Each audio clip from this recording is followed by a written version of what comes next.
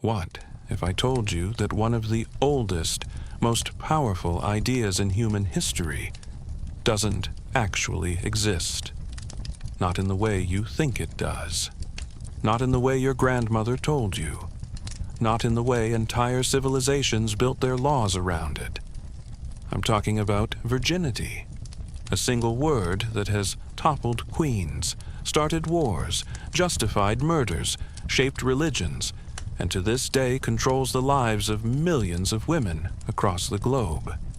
And yet, when you strip it all away, when you look at the science, the medicine, the cold hard facts, there is nothing there. No membrane that seals shut. No biological switch that flips.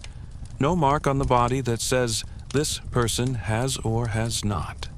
Virginity is not a medical condition. It has no clinical definition. It cannot be tested, measured, or observed. And still, people have died for it. People have killed for it. People are dying for it right now, as you listen to these words. Before we go any further, if you're new here, take a second to subscribe. Hit that bell, and tell me in the comments, where in the world are you listening from tonight? I ask because this story doesn't belong to one country or one culture. This is the story of everyone. Every civilization that has ever existed has had something to say about virginity, and almost all of them got it wrong. So settle in. Turn down the lights if you want to, because tonight we're going back to the very beginning, to a time before the word virgin even existed. And we're going to trace how a single idea, born from fear and the desire to control, grew into one of the most destructive forces in human history. Let's begin. To understand how virginity was invented, you first have to understand the world that existed before it, and that world looked nothing like ours. Go back far enough, tens of thousands of years, and you arrive in small bands of humans, hunter-gatherers who moved across the land following the seasons and the herds. In these early communities, the concept of ownership was thin. You didn't own land. You didn't accumulate wealth the way we think of it. And critically, you didn't always know, or particularly care, who fathered which child. Children were raised communally. They belonged to the group, not to a single man. There was no inheritance to protect, no dynasty to secure. And without those pressures, there was no reason to monitor who slept with whom. Now, I want to be careful here. I'm not romanticizing the past. Life was brutal, short, dangerous in ways we can barely imagine. But the obsession with female sexual purity, that particular poison, hadn't been brewed yet. It didn't need to be. The conditions that created it simply didn't exist. Everything changed with agriculture. Somewhere around 10 to 12,000 years ago, humans began to settle. They planted crops. They domesticated animals. They built walls around their villages and fences around their fields. And for the first time in the entire history of our species, people began to accumulate things: land, grain, livestock, tools, wealth. And wealth, once it existed, needed to go somewhere when the owner died. This is the moment, quiet, unremarkable, buried in the dust of prehistory, when everything shifted. Because once you have property, you need heirs. And once you need heirs, you need to know who the father is. And the only way to be certain of paternity in a world without DNA tests, without blood typing, without any of the science we take for granted today, was to control the mother. Think about that for a moment. The entire architecture of virginity, every law, every custom, every religious teaching, every murdered bride, every test, every certificate, every surgical reconstruction, all of it traces back to this one simple, devastating equation. Property requires paternity. Paternity requires control. And control requires virginity. The woman became a vessel, not a person with desires and autonomy, but a container whose contents needed to be verified. Was she sealed? Was she untouched? Could the man who married her be certain, absolutely certain, that the children she bore were his? If yes, the inheritance was secure. If no, the entire system collapsed. And so the invention began. Not with a single inventor, not with a proclamation or a document, but slowly, across centuries, across continents, in 1,000 different languages and 1,000 different customs, all converging on the same terrible idea. A woman's worth is located between her legs, and it must be guarded at all costs. But this was only the seed. What came next would water it, feed it, and make it grow into something monstrous. If property was the seed, then ancient Greece was the greenhouse, because the Greeks didn't just care about virginity, they had elevated it to the realm of the gods themselves. Consider this: on Mount Olympus, among the 12 great deities of the Greek pantheon, 6 were female, and of those 6, exactly half, 3, were defined by their virginity. Athena, Artemis, Hestia, the goddess of wisdom, the goddess of the hunt, and the goddess of the hearth. 3 of the most powerful beings in the Greek imagination, and their power was inseparable from the fact that no man had ever touched them. Athena, called Parthenos, which literally means the virgin, was the protector of Athens. The Parthenon, that iconic temple on the Acropolis, takes its name from her title. She was the goddess of strategy, of craft, of civilization itself. And her virginity wasn't incidental to her power. It was the source of it. When the god Hephaestus once tried to force himself on her, she fought him off with such fury that his seed fell to the earth instead, and from it was born a creature, not a child of Athena. She remained untouched, inviolable. And in that inviolability, she remained powerful. Artemis, goddess of the wild, was even more fearsome in her defense of purity. She roamed the forest with her band of nymphs, all sworn to virginity. And if anyone violated that oath, or even dared to look upon her naked body, the punishment was swift and cruel. The hunter Actaeon stumbled upon Artemis bathing in a stream. He didn't plan it. It was an accident. But Artemis transformed him into a stag, and his own hunting dogs tore him apart. That was the price of seeing a virgin goddess unclothed. And then there was Hestia, the quiet one, the goddess of the hearth. She had been courted by both Apollo and Poseidon, 2 of the most powerful gods in existence, and she refused them both. She went to Zeus himself and swore an eternal oath of virginity, and in return, Zeus granted her honor in every home, divine and mortal alike. She was the first to receive offerings at every feast, the last to be forgotten. Now, here's what makes this fascinating.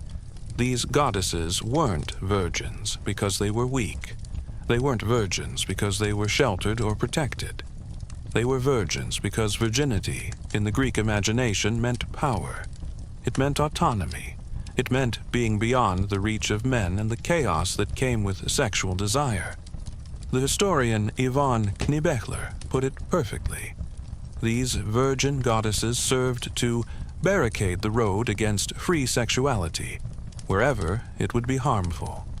They were guardians, protectors, and their protection was directly linked to the fact that they belonged to no man. But here's where the story takes a darker turn. because while the gods could be virgin and powerful, mortal women lived under very different rules. For ordinary Greek women, the daughters of citizens, there existed a concept called parthenia. This word is usually translated as virginity, but it meant something quite different from what we understand today. Parthenia wasn't about a membrane or a physical state. It was about a phase of life. It began when a girl first menstruated and ended when she married. During this period, she participated in rituals, served in temples, joined in festivals dedicated to the goddesses. It was, in a sense, her time of belonging to herself, or at least to the divine feminine. But here's the crucial detail. The father controlled how long this period lasted, and most fathers wanted it short. A daughter in her parthenia was a daughter who wasn't yet producing legitimate heirs for another family. She was an economic liability, and so the pressure was constant. Marry her off, transfer her from father to husband, move her from one man's household to another. And here is perhaps the most astonishing fact of all. In ancient Greece, the civilization that gave us medicine, that gave us Hippocrates, and anatomy, and the scientific method, the hymen was completely unknown. Greek doctors, from Hippocrates himself to Herophilus, the inventor of anatomical dissection, to Cyrano's, who wrote extensively about women's health, to the great Galen, none of them described a membrane that closed the vaginal opening. Not one. The concept simply did not exist in Greek medical literature. Think about what this means. The Greeks had virgin goddesses. They had strict expectations about women's sexual behavior. They had entire social systems built around the control of female sexuality, and yet they had no physical proof of virginity, no membrane to check, no blood to verify. Parthenia was not a state of the body, it was a state of being. A woman who hadn't been with a man was a parthenos. A woman who had gone years without sexual contact could become a parthenos again. It was fluid. It was social. It was not written in flesh. The idea that virginity could be physically verified, that it left a mark on the body that could be inspected and confirmed, that invention would come later. And when it arrived, it would change everything. But first, the Greeks left us one more gift, one more myth that shaped how the world would think about women for millennia to come. Pandora. According to the myth, in the earliest days of the world, all mortals were male. This was the Golden Age, a time of ease, of plenty, of peace. And then the gods created Pandora, the first mortal woman. She was beautiful beyond measure. Every god had given her a gift, hence her name, all gifted. But she carried with her a sealed vessel, and when she opened it, every form of suffering, disease, and misery poured out into the world. The message was clear. The first woman was also the first disaster. Before her, the world was pure. After her, it was corrupted. And the tool of corruption, curiosity, desire, the inability to keep something sealed that was meant to stay shut. If that sounds familiar, it should. Because this myth, the pure world ruined by a woman who couldn't stay closed, would echo through every culture that followed. Eve and the apple, the virgin who must remain sealed, the bride whose jar, whose body, must not be opened before the appointed time. Pandora's box was the first metaphor for virginity, and like all the best metaphors, it hid a knife inside. But we're not done with the ancient world yet, not by a long way, because if Greece invented the sacred dimension of virginity, Rome turned it into a matter of national security. Rome was not a subtle civilization. What it admired, it worshipped. What it feared, it destroyed. And when it came to virginity, Rome did both, with a ferocity that still echoes through history. At the heart of the Roman Forum, in the very center of the most powerful city the ancient world had ever known, there stood a small, round temple. Inside that temple burned a flame, and that flame, according to Roman belief, was the soul of Rome itself. If it went out, the city would fall, the gods would turn their faces away, the armies would lose their strength, the empire would crumble to dust. The guardians of that flame were 6 women, the Vestal Virgins. They were chosen as children between 6 and 10 years old, from the most prestigious families in Rome.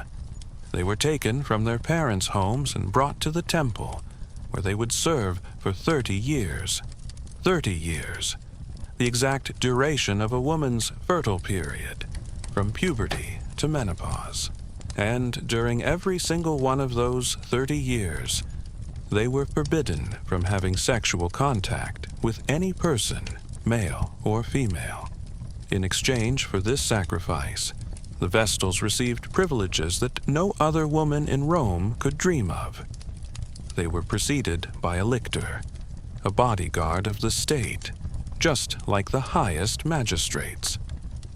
They could own property in their own name, something virtually no other Roman woman could do. They were trusted with state secrets. They could pardon condemned prisoners simply by crossing their path on the way to execution. Their testimony in court was accepted without oath, a right granted to no one else in the Roman legal system. They were, in many ways, the most powerful women in the ancient world. And that power came from one thing and one thing only: their virginity. But Rome, being Rome, the punishment for losing that virginity was proportional to the privilege. If a Vestal was found, or even suspected, of having broken her vow, she was not simply expelled. She was not quietly sent home in disgrace. She was condemned to death, but not just any death. The Romans believed it was a pollution of the sacred ground to shed a Vestal's blood. So they devised something worse. The condemned Vestal was dressed in funeral clothes, placed in a covered litter as if she were already dead, and carried through the streets of Rome in a silent procession. The city stopped. Markets closed. People lined the route in silence. No sound was permitted. It was a funeral for someone still breathing. At the Colline Gate, a small underground chamber had been prepared. Inside were placed a bed, a lamp, and small quantities of bread, water, milk, and oil, just enough to maintain the fiction that Rome was not technically burying a living person. The Vestal was led down a ladder into this chamber. The ladder was pulled up. The entrance was sealed with earth, and she was left there, in the dark, to die. Plutarch, the great historian, recorded that these processions were among the most terrifying spectacles in all of Rome. The entire city fell into a kind of grief, he wrote, as if something sacred were being destroyed. And, in a way, it was. Because the Vestal's virginity was not merely personal, it was political. It was cosmic. The flame she guarded was the heartbeat of an empire. Her body was the vessel that kept that heartbeat pure. And when the vessel was contaminated, the entire system trembled. There's a detail here that I find haunting. Some sources mention that in the most extreme cases, when Rome itself was in crisis, when armies were being defeated, when plagues were sweeping the city, Vestals could be punished with molten lead poured down their throats. Whether this actually happened or is the embellishment of later writers, the fact that Romans told this story about themselves reveals something profound about how they understood the relationship between a woman's body and the fate of a nation. But here is perhaps the greatest irony of all. The very foundation myth of Rome, the story of Romulus and Remus, the twin brothers who founded the city, begins with a broken Vestal vow. Their mother, Rhea Silvia, was a Vestal virgin who was visited by the god Mars. Whether it was seduction or assault depends on which version you read, but the result was pregnancy. And from that pregnancy came the founders of Rome. Rome, the civilization that punished sexual contact with burial alive, owed its very existence to a virgin who didn't stay one. The hypocrisy is breathtaking. But then again, hypocrisy has always been at the heart of the virginity myth. Rules for women, exceptions for gods and men. And speaking of gods and men, we're about to enter the era when the rules became truly inescapable, when virginity stopped being a matter of temples and flames and became a matter of eternal salvation. If the Greeks made virginity sacred and the Romans made it political, the three great monotheistic religions, Judaism, Christianity, and Islam, did something far more radical. They made it moral. They wrote it into the fabric of the universe. They turned it from a social expectation into a divine command. And in doing so, they ensured that the idea of virginity would outlive every empire, every culture, every scientific discovery that might have otherwise killed it. Let's start with the oldest of the three, the Hebrew Bible. In ancient Israel, virginity was not particularly valued for its own sake. Unlike the Greeks, who could admire a woman for choosing to remain virgin in service to a goddess, and unlike the Christians who would come later and elevate virginity to a spiritual ideal, the ancient Hebrews saw virginity as a temporary state, a waiting room before the real purpose of a woman's life, which was motherhood. The book of Judges tells the story of Jephthah's daughter, a young woman condemned to death by her father's rash vow to God. When she learns of her fate, she asks for 2 months of reprieve. But she doesn't ask to mourn her life. She asks to mourn her virginity, the fact that she will die without ever having become a mother. In the world of ancient Israel, to die a virgin was not noble. It was tragic. It meant being erased from history, having no descendant to carry your name forward. But, and this is a critical but, while the Hebrews didn't particularly celebrate virginity as a virtue, they were absolutely obsessed with it as a legal and social requirement for brides. The book of Deuteronomy lays out the rules with terrifying clarity. If a man married a woman and then accused her of not being a virgin on their wedding night, a formal investigation was conducted. The woman's parents were required to produce evidence of her virginity, typically the blood-stained cloth from the wedding bed. If the evidence was accepted, the accusing husband was fined and forbidden from ever divorcing her. But if the evidence was not accepted, the woman was taken to the door of her father's house and stoned to death by the men of the city.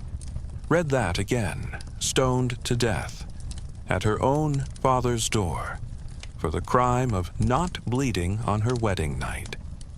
And here's the bitter irony that the lawmakers of Deuteronomy could not have known.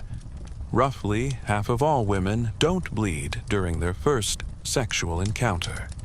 The hymen, which the Hebrew Bible never once names or describes, is a flexible tissue that often stretches rather than tears.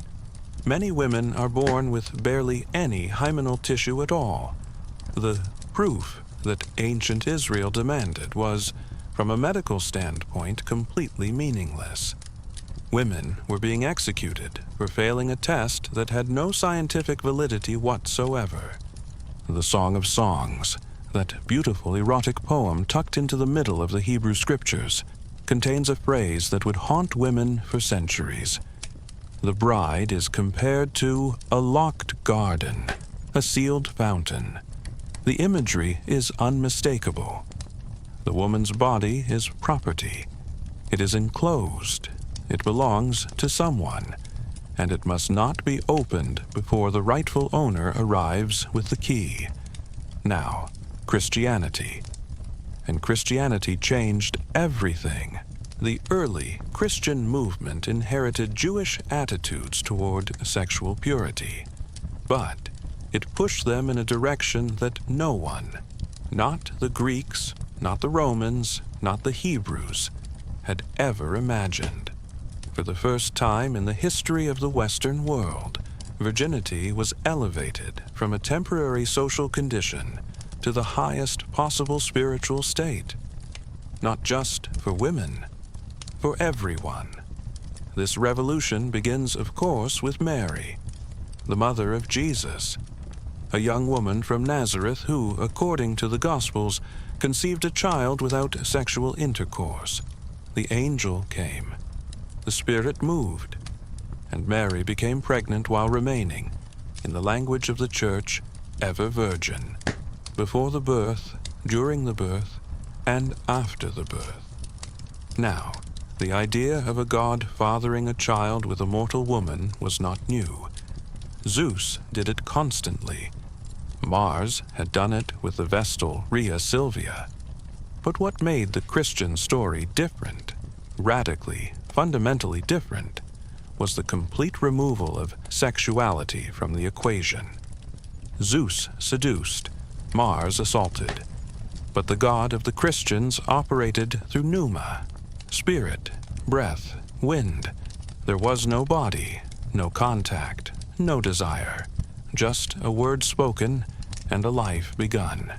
This is an extraordinary theological move, because it means that the most important birth in Christian history, the incarnation of God Himself, occurred without sex, without the contamination of the flesh. And if God chose this method, the implication was clear. Sex, even within marriage, even for the purpose of creating life, was something lesser, something that God Himself avoided. The ideal was not marriage. The ideal was not children. The ideal was virginity. St. Paul, writing to the early Christian communities, was explicit about this. He acknowledged that not everyone could remain celibate, but he made it clear that celibacy was the superior path. Marriage, he wrote, was a concession to human weakness. Better to marry than to burn with desire, but best of all, not to burn at all. Over the centuries that followed, this teaching hardened into doctrine. The Church Fathers, Ambrose, Jerome, Augustine, wrote treatise after treatise praising virginity. St. Ambrose produced 5 separate works on the subject. Jerome was so passionate about it that he urged fathers to lock their daughters away from the world to protect their purity. And Augustine, the man whose personal struggles with desire are among the most famous in all of literature, developed a theology that would shape Western attitudes toward sex for the next 1,500 years. Augustine's contribution was subtle, but devastating.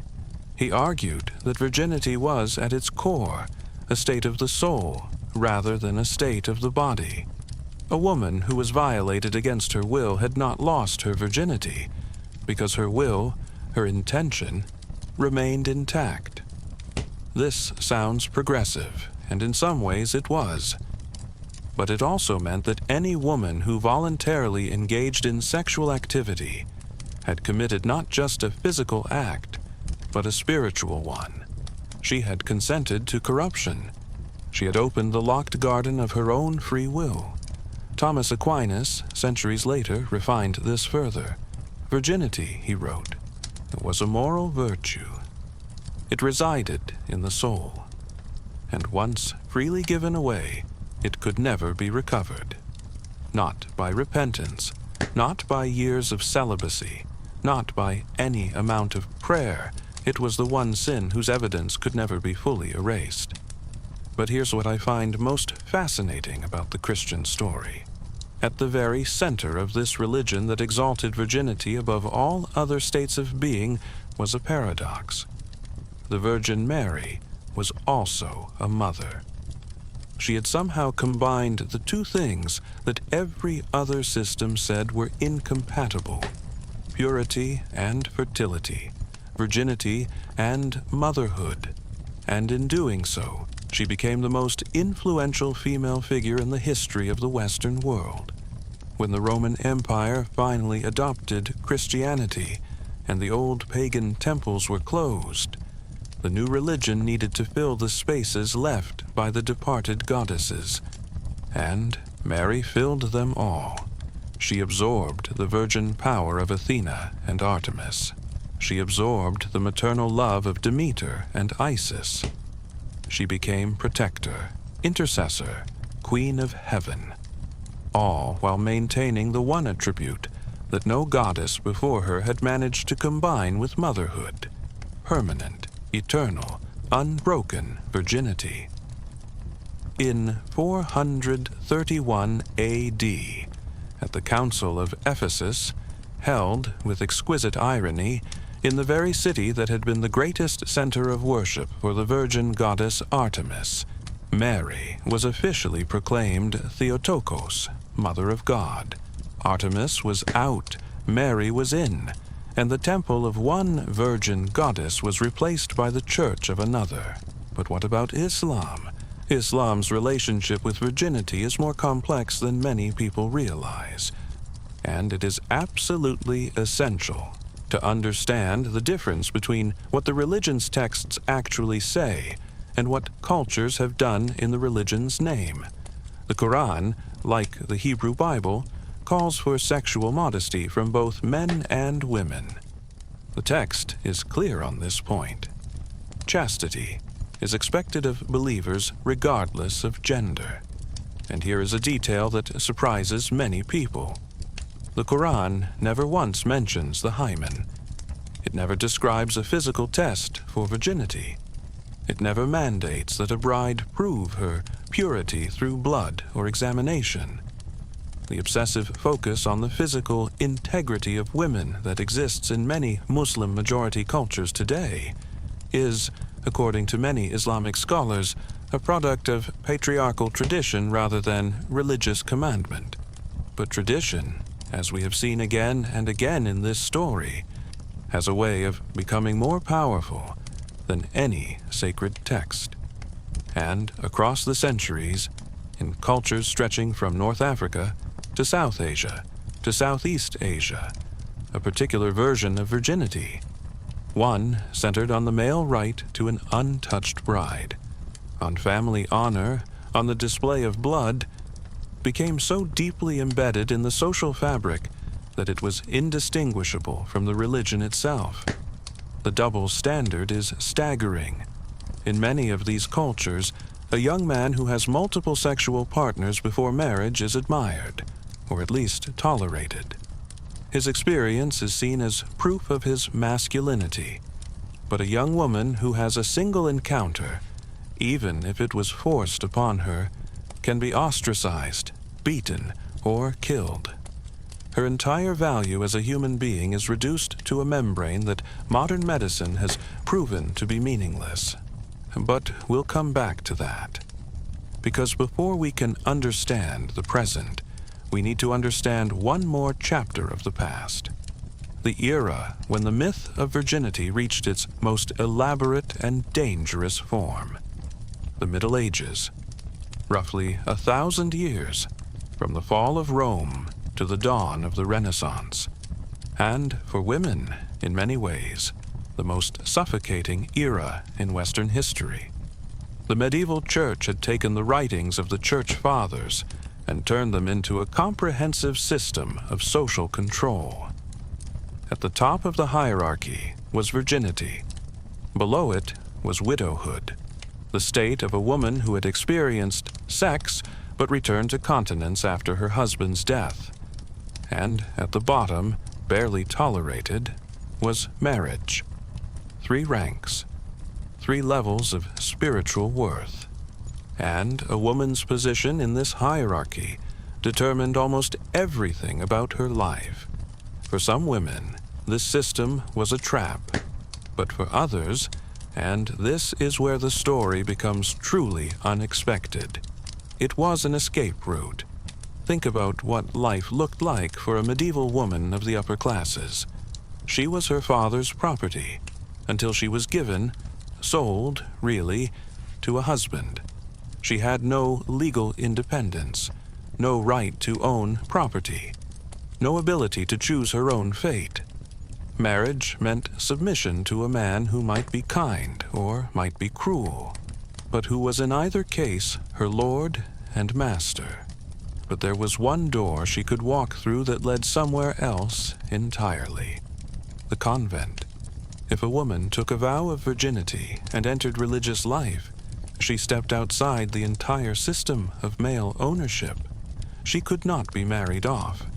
She could not be traded between families. She was, in the language of the church, the bride of Christ. And, since Christ was not physically present to exercise authority over her daily life, she often enjoyed more practical freedom than any married woman of her time. The great abbesses of the medieval period, women like Hildegard of Bingen, like Hroswitha of Gandersheim, wielded real power. They managed vast estates. They composed music. They wrote plays. They corresponded with popes and kings. And the foundation of all of this power was a vow of virginity. It was the price of admission to the only realm where a woman could be something more than a wife. But even within the convent walls, the scrutiny was relentless. If a nun was suspected of breaking her vow, the consequences could be horrific. The case of the nun of Wotton, recorded in a 12th century text, tells of a young woman in an English convent who became pregnant.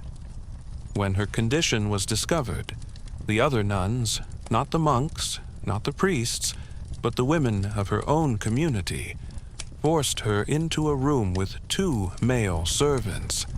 They held her down while the servants castrated the man who had fathered the child. Then they forced the severed organs into her mouth. The child was said to have miraculously disappeared from her womb. This story may or may not be literally true, but the fact that it was told, circulated, and preserved tells us everything we need to know about the stakes. A nun's virginity belonged to Christ. Breaking that vow was not just a personal failing. It was adultery against God himself.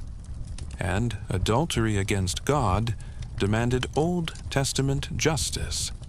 And then there was Joan of Arc, the Maid of Orleans, a teenage girl from a village in eastern France who heard the voices of saints, put on armor, rode to war, and saved a kingdom.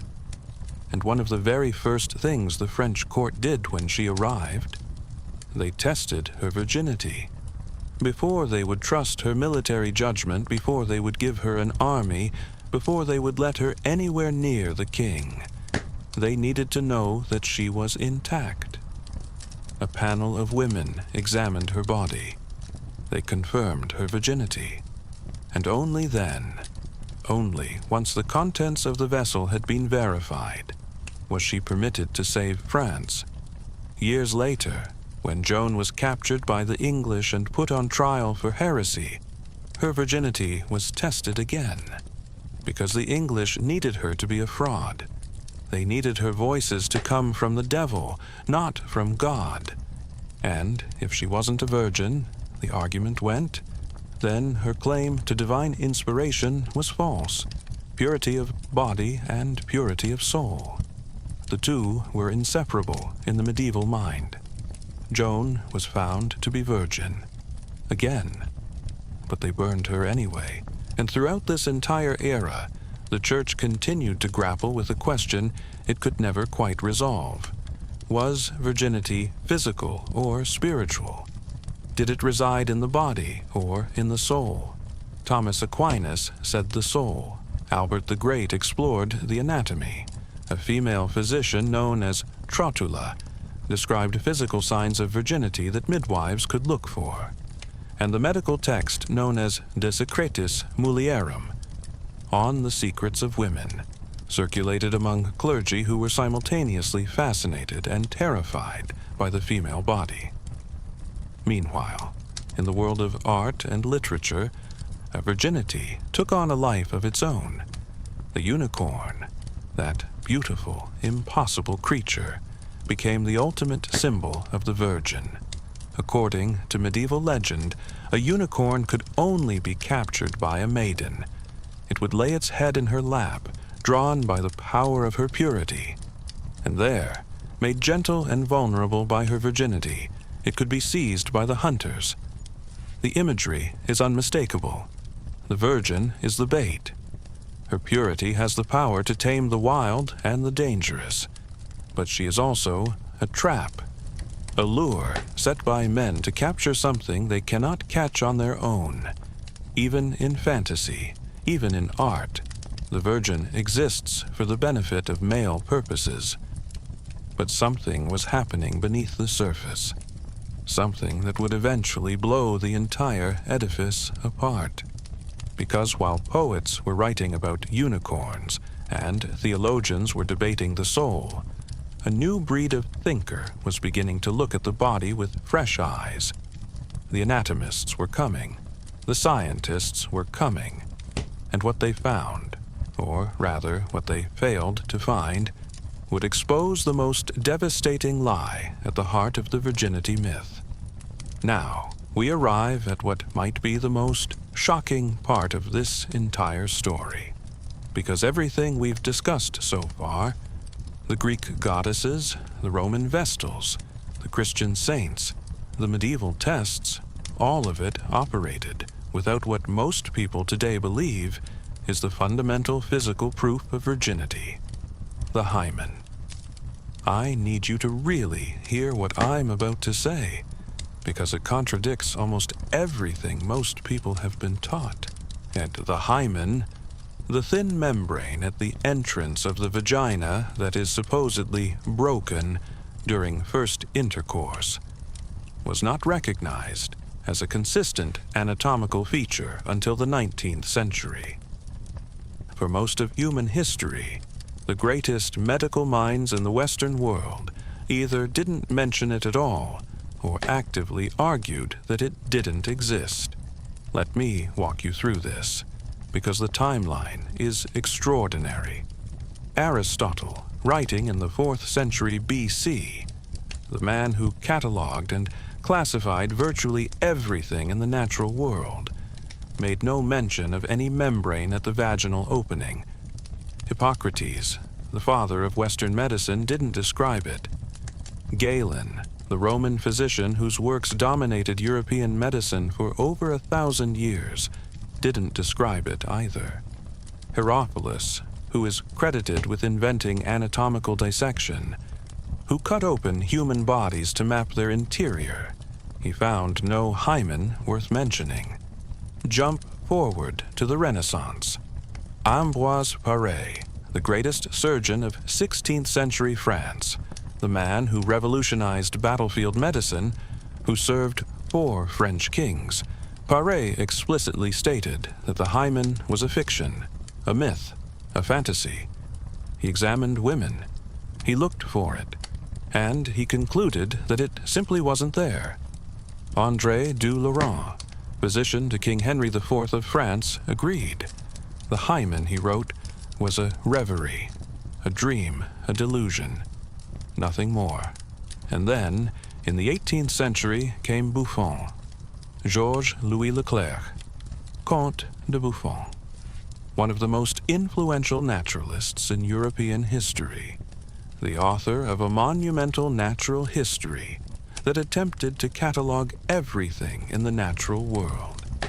And Buffon wrote with absolute clarity that the hymen was an invention of men who wanted to find in nature what existed only in their imagination. Let me say that again. One of the most respected scientists of the Enlightenment, looked at the evidence and concluded the hymen is a fantasy created by men who needed it to exist. And then, sometime around the turn of the 19th century, everything reversed, completely.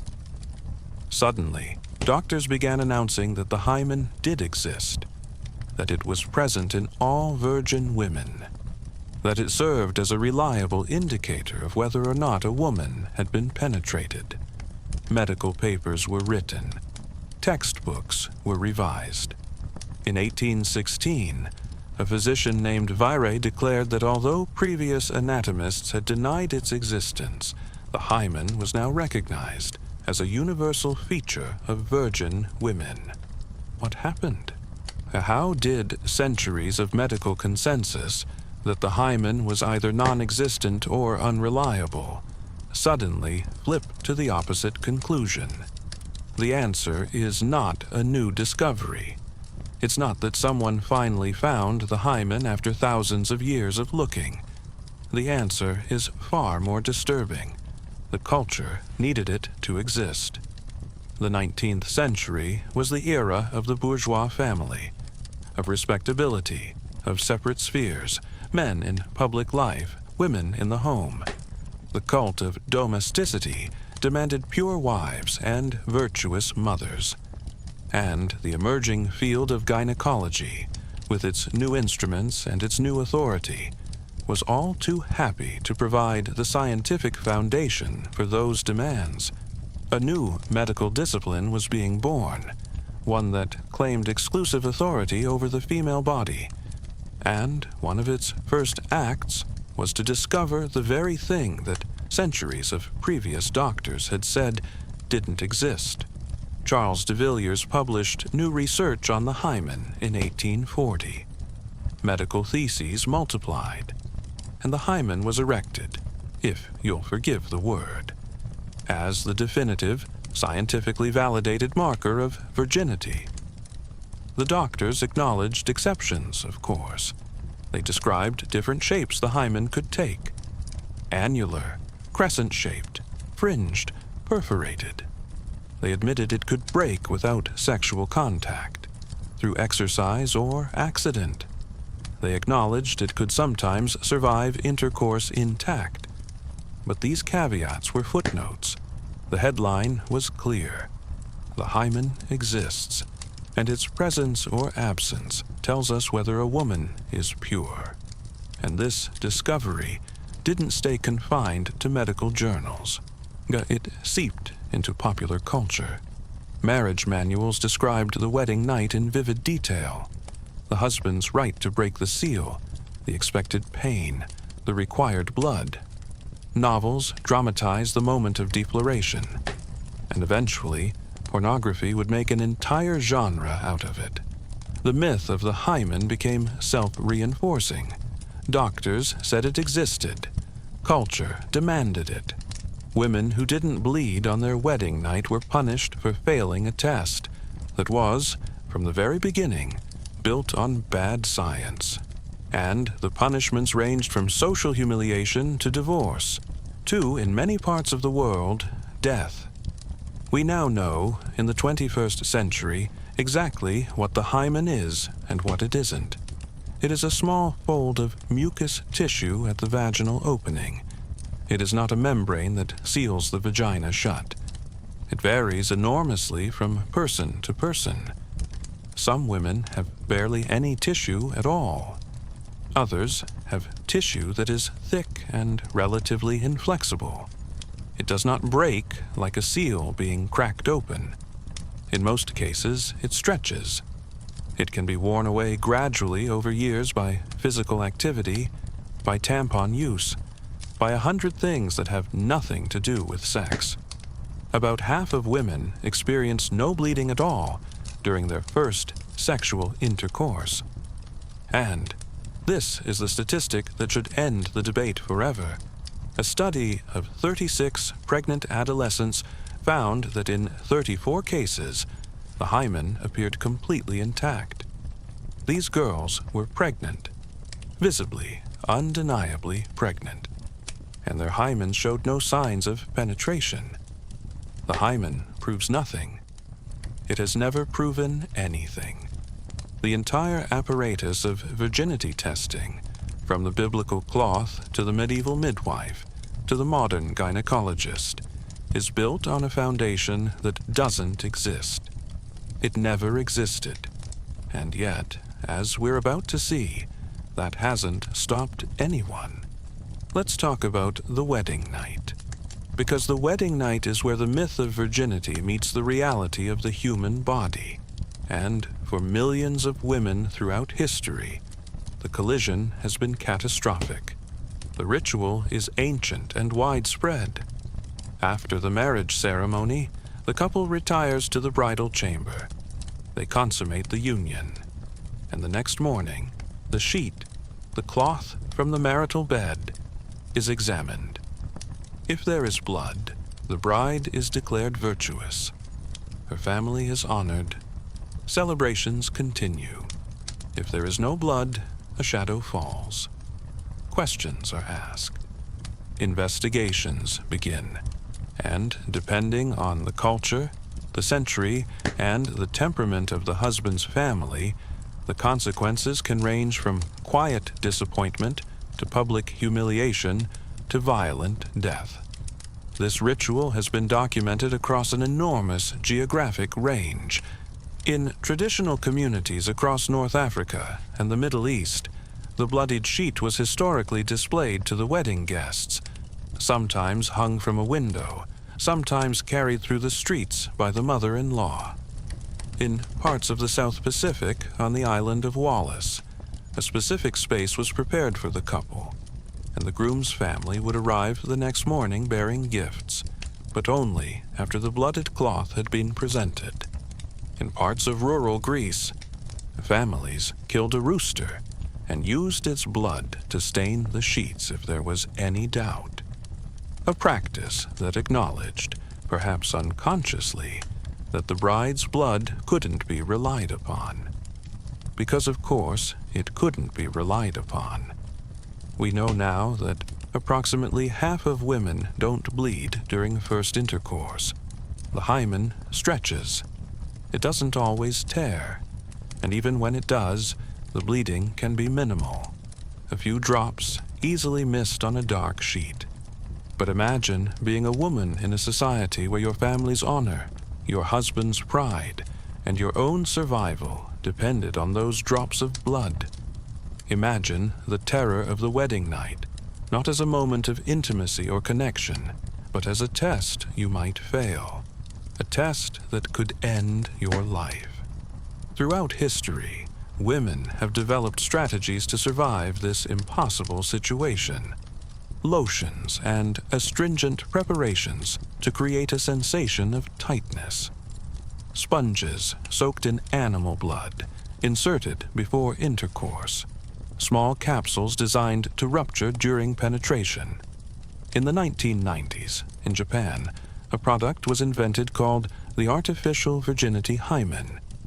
A small, translucent pouch containing a red liquid that could be placed inside the body before sex. When body heat expanded the membrane, the liquid would seep out, staining the sheets with a convincing imitation of defloration. This product spread from Japan to Thailand, then to South Asia, and eventually sold through the internet, became popular across the Middle East and North Africa. A cheap alternative to surgery for women who needed to perform a virginity they may or may not have actually possessed. Think about that for a moment. An entire industry, pharmaceutical, surgical, commercial, built around simulating a biological event that doesn't reliably occur. Products designed to fake a phenomenon that was never real in the first place. It would be absurd if it weren't so tragic. And then there's hymenoplasty, the surgical reconstruction of the hymen, a 30-minute procedure performed under local anesthesia in which a surgeon stitches together the remnants of hymenal tissue to create the appearance, and ideally the bleeding, of virginity. The cost varies from a few $100s in some countries to to 3,000 or more in Western clinics. It is performed thousands of times a year. In France alone, before recent legislation restricted the practice, clinics openly advertised the service.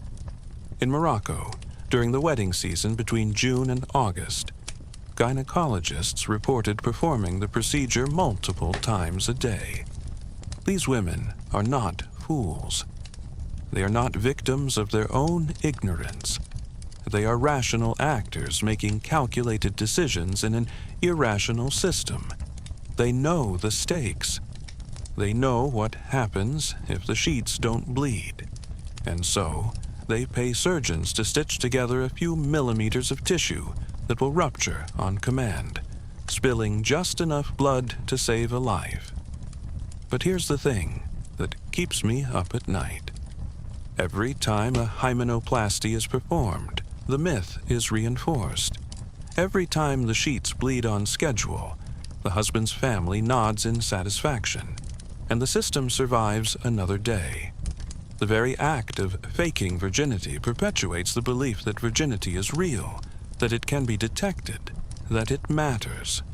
The women who undergo this surgery are simultaneously saving themselves and feeding the monster. We are deep into the story now, and the story is about to get darker, because so far we've been talking about tests and rituals and surgeries, but we haven't yet talked about what happens when the test is failed and there is no capsule, no surgery, no escape.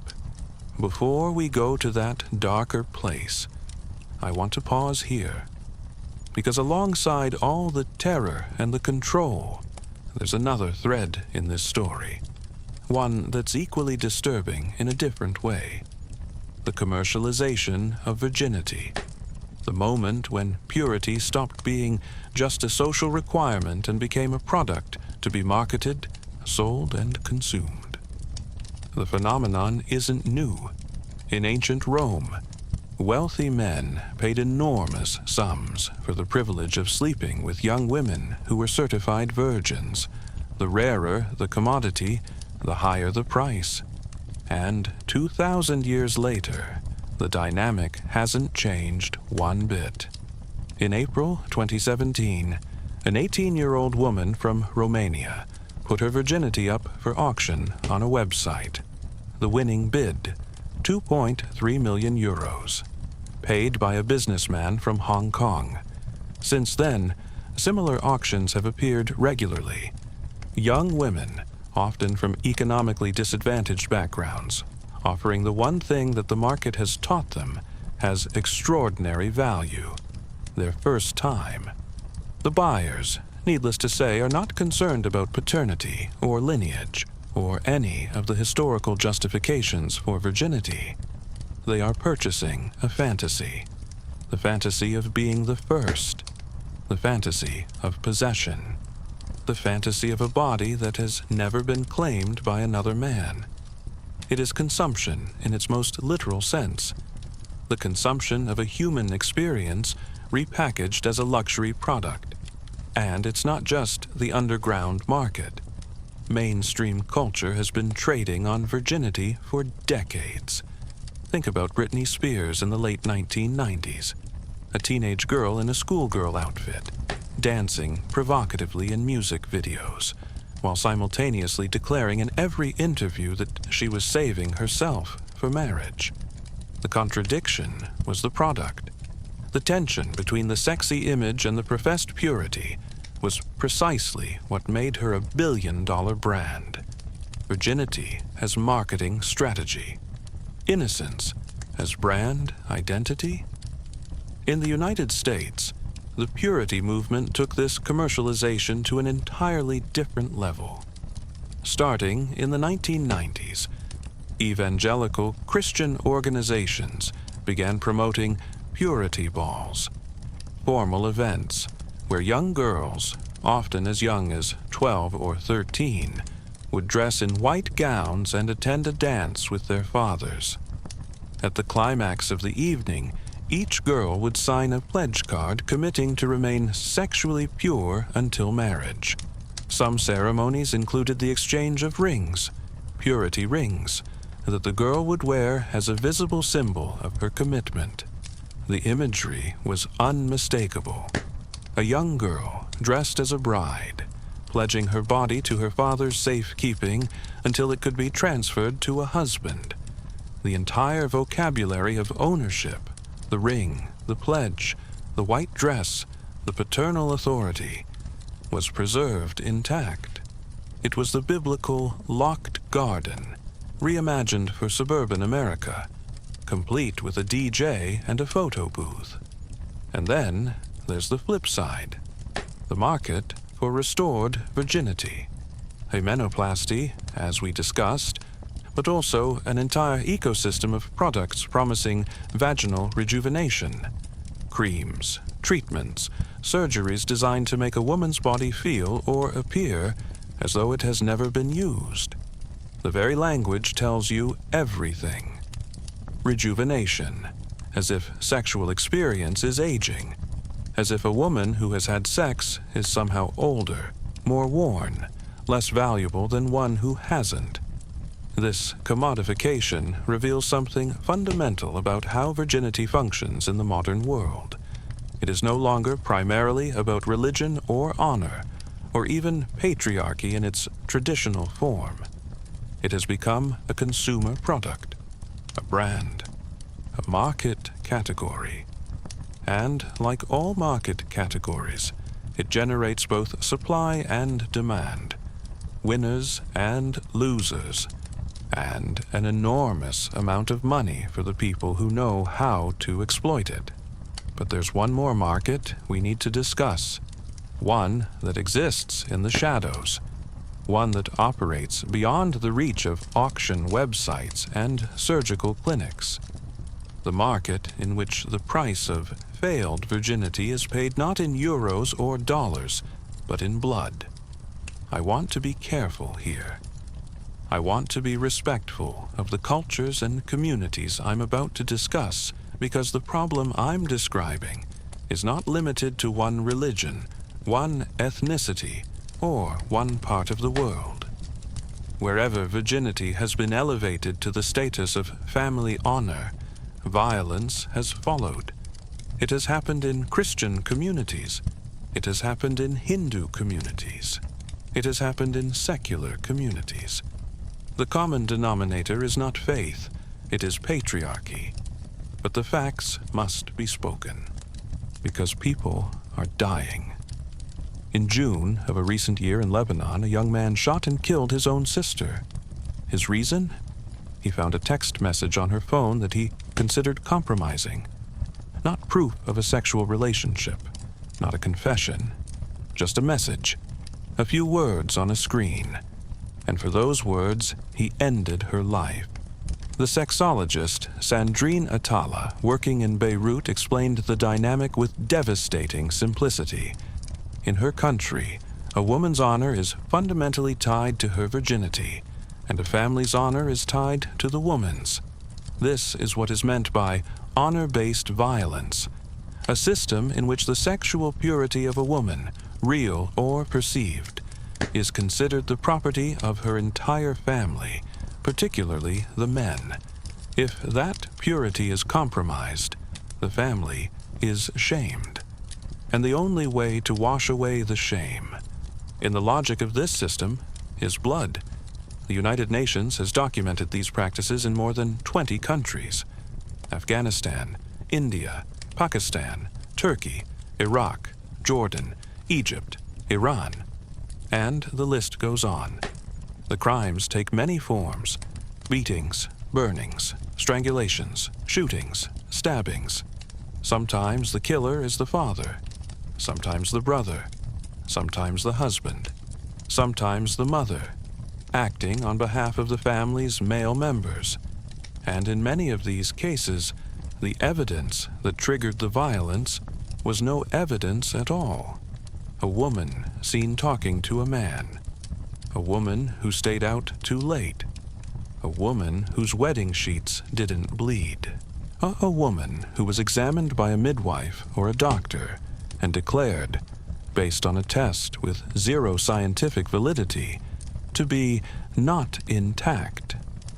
The World Health Organization issued a formal condemnation of virginity testing in 2018, calling these practices medically unnecessary, humiliating, and traumatizing, and declaring them a violation of the fundamental rights of women and girls. The tests, the WHO stated with absolute clarity, have no scientific basis. No examination of the hymen can determine whether a woman has had sexual intercourse. But condemnations from international organizations, however well-intentioned, don't save lives in the villages and neighborhoods where these practices persist. A Moroccan sociologist named Soumaya Naman Gassous, who has spent decades studying these issues, reported that in her country, during peak wedding season, a single gynecologist might issue up to 10 virginity certificates in a single day. These certificates, pieces of paper stating that a woman's hymen appears intact, are sometimes the only thing standing between a bride and disaster. And the tests don't stop at the doctor's office. In some communities, family members perform what is known as the two-finger test, an examination conducted not by a medical professional, but by a relative, often the future mother-in-law. The practice has been documented in prisons, where it is used to humiliate and degrade female detainees. It has been used by military and paramilitary forces as a tool of intimidation against female political prisoners. And it has been used by employers as a condition of employment, particularly for domestic workers in some parts of the world. The United Nations, the World Health Organization, and virtually every major medical association on Earth have called for the complete elimination of virginity testing, and progress has been made. France banned virginity certificates in 2021. Sweden moved to criminalize both testing and hymenoplasty. Luxembourg followed suit. More countries are drafting legislation. But the pace of change is agonizingly slow, because you can change a law in a matter of months. Changing a belief that has been embedded in a culture for thousands of years, that is the work of generations. And there's something else, something that complicates the picture enormously. Because not all of these practices exist in faraway countries. They exist in Paris, in London, in Montreal, in Sydney. Wherever diasporic communities carry the traditions of their homelands, the pressure on young women persists. A surgeon in Toronto reported performing regular hymenoplasties on women whose fiancés had been selected from their home countries, men for whom the expectation of a virgin bride was absolute. A surgeon in suburban Paris described the same phenomenon. The globalization of migration has globalized the virginity myth, and in many of these cases, the women seeking surgery are not doing so because they believe in the myth. They know it's a myth. They've had the education. They've read the science. They understand that the hymen proves nothing, but they also understand the very real consequences of failing the test. And so they submit to the knife, because the alternative, the loss of family, the risk of violence, the destruction of their social world, is worse. This is perhaps the cruelest dimension of the virginity myth. It persists, not because people believe it, but because the punishment for disbelieving it is too severe to risk. Let me take a breath here, and let's talk about what science actually tells us. Because after thousands of years of mythology and ideology and violence, we now have clear, evidence-based answers to the questions that have haunted humanity since the first farmer worried about his bloodline. First, the hymen. What is it, really? It is a small fold of mucosal tissue located at the opening of the vagina. It is not a seal. It is not a barrier. In most women, it has always had an opening, or multiple openings, that allow menstrual blood and vaginal secretions to pass through. It comes in many shapes: annular, crescent-shaped, fringed, perforated with multiple small holes. Some women are born with virtually no hymenal tissue at all. Others have tissue that is exceptionally thick and resilient. The variation is enormous, just like the variation in earlobes or noses or any other body part. The hymen does not break during first sexual intercourse. In most cases, it stretches. It may tear slightly, or it may not. If it does tear, the bleeding is often minimal and heals quickly.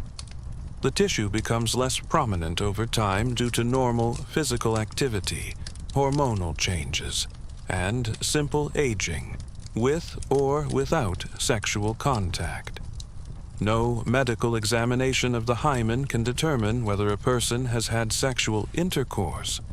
This is not a matter of debate within the medical community. It is settled science. The World Health Organization has said it. The American College of Obstetricians and Gynecologists has said it. Every credible medical institution on Earth has said it. A hymen that appears intact tells you nothing about a woman's sexual history. A hymen that appears disrupted tells you nothing either. The famous study bears repeating. Researchers examined 36 adolescent girls who were confirmed pregnant. In 34 of those cases, 34 out of 36, the hymen appeared normal and undisrupted. These girls had clearly had penetrative intercourse. They were carrying the proof inside their bodies, and yet their hymens showed no signs of it. Second, virginity itself. What is it? From a medical standpoint, it is nothing. There is no medical definition of virginity. It does not appear in any medical textbook as a clinical condition. There is no blood test, no imaging technique, no physical examination that can determine whether a person has or has not had sex. The only way to know if someone is a virgin is to ask them. And even then, the answer depends entirely on how you define sex. A question that, as it turns out, has no universal answer either. Is virginity lost through vaginal penetration only? What about oral sex? Anal sex? What about penetration with objects other than a penis? What about sexual activity between two women, neither of whom possesses a penis? The very attempt to define virginity in physical terms immediately collapses into a tangle of contradictions and exclusions, most of which center revealingly on a very specific, very heterosexual, very male-centered definition of what counts as sex. The concept of virginity, in other words, is not a fact about the body. It is a story that societies tell about bodies. And, like all stories, it reveals far more about the storyteller than about the subject. Third, the double standard. Why does virginity apply primarily to women? The answer, as we've traced throughout this entire narrative, comes back to property and paternity. In a world where wealth was passed from father to son, the father needed to be certain that the son was truly his, and the only way to ensure that, before the advent of modern genetics, was to control the mother's body. Male virginity was never policed with anything like the same intensity, because male virginity had no economic consequences. A man's sexual history didn't affect the legitimacy of his offspring. A woman's did, or so the reasoning went. But we no longer live in that world. We have DNA testing. We have contraception. We have legal systems that protect the rights of children regardless of the circumstances of their conception. every single practical justification for the virginity requirement has been eliminated by modern science and modern law. And yet, the requirement persists. Because ideas, once embedded deeply enough in a culture, develop a life of their own. They break free from the conditions that created them and become self-justifying. We value virginity because we have always valued virginity. The circular logic is unbreakable, unless someone is willing to step outside the circle and ask, but why? We live right now in an era of extraordinary contradictions when it comes to virginity and sexuality. On one hand, the sexual revolution of the 1960s and 1970s transformed Western attitudes toward sex. Contraception became widely available. Premarital sex became socially acceptable in many communities. Virginity lost much of its social cachet. In surveys, young people in Western countries increasingly report that they don't consider virginity an important quality in a romantic partner. On the other hand, the pressures haven't disappeared.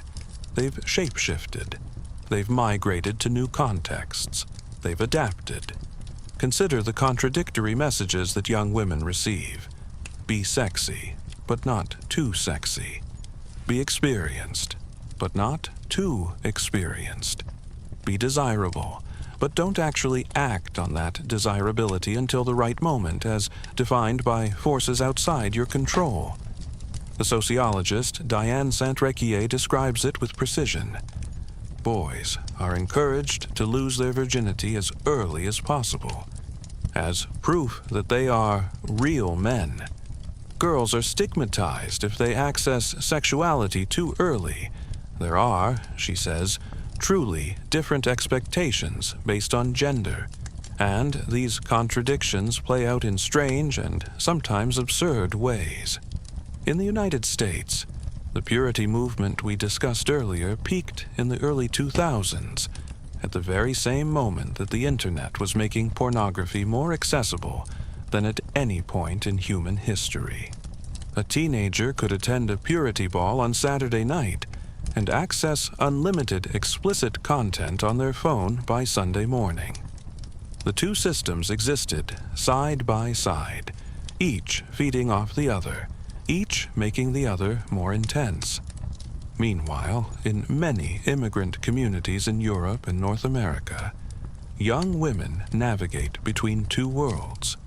In school, among their peers, they live in a culture of relative sexual freedom.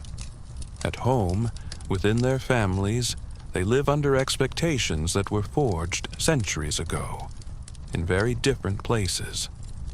The result is a kind of existential splitting, a double life in which a young woman must simultaneously perform modernity and tradition, liberation and obedience. And here is something that complicates the picture further still. For some women, including some feminist scholars, virginity has not only been a tool of oppression, it has also, in certain historical contexts, been a tool of resistance. Yvonne Kniebühler, the historian whose work runs like a thread through this entire story, has argued that throughout the centuries, some women actively chose virginity as a form of liberation. The medieval nuns we discussed earlier are one example, but there are others. Women who refused marriage in order to pursue education, art, or spiritual callings. Women who wielded their virginity as a shield against male authority, using the one power that their society recognized to create spaces of autonomy and self-determination. This doesn't excuse the violence and coercion that the virginity system has inflicted on countless millions of women. But it does reveal something important. Even within the most oppressive structures, human beings find ways to turn the tools of their oppression to their own purposes. The locked garden can also be a fortress. The sealed vessel can also be a sanctuary. The question for our time is not whether to celebrate virginity or to condemn it. The question is whether we can finally, after thousands of years, see it for what it really is. Not a fact about the body, but a story about power. And whether we can imagine a world in which that story is no longer necessary. We've traveled a long road tonight. From the first settlements of the Neolithic, where the idea of property first demanded the control of women's bodies, to the temples of ancient Greece, where virgin goddesses wielded power beyond the reach of any mortal man. From the underground chambers where Roman vestals were buried alive, to the cathedrals where medieval nuns found freedom through a paradox, submission to God as liberation from men. From the dissection tables of Renaissance, surgeons who couldn't find the hymen, to the 19th century doctors who invented it anyway. From the bloodied wedding sheets of 1,000 cultures, to the sterile clinics where surgeons stitch together a membrane that proves nothing, to save a life that shouldn't need saving. This is the story of virginity, and it is, in the end, a story about stories. Virginity is not a biological fact. The hymen is not a seal. There is no medical test that can detect it. There is no physical state that corresponds to it. It exists entirely in the realm of the social, the cultural, the ideological. It is a story that humans have been telling each other for 10,000 years. A story so old and so deeply embedded that it feels like nature. It feels like truth. It feels like the way things are and the way they have always been. But it isn't. It was invented. It was constructed, piece by piece, across millennia, by societies that needed to control women's bodies in order to control the flow of wealth and power. And every generation added new layers to the construction.